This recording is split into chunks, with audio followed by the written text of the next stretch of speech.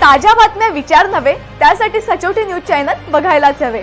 ज्ञान मनोरंजन संस्कार देणारे चॅनल सचोटीला सबस्क्राइब करा, बेल आयकॉनचे बटन दाबा, सोबत शेअर करायला विसरू नका।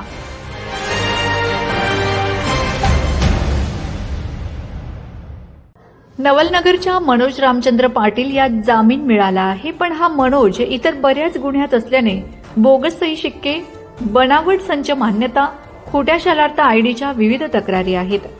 यात उपसंचालक राठोड यांनी गुन्हे दाखल करण्याची तक्रार भ्रष्टाचार निर्मूलन परिषदने केली आहे। या मनोज सोबत शरद शिंदेवरही गुन्हे दाखल करावेत। पारोळामध्ये स्वामी समर्थाच्या नावे बोगस शाळा आहेत, शाळा 1 नावे 2 असेही प्रकार पोलीस चौकशीत आढळून आले आहेत।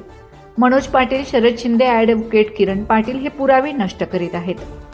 त्यामुळे यांच्यावर अंडर ट्रायल केस चालविण्याची मागणी राजकुमार छाजड यांनी केली आहे।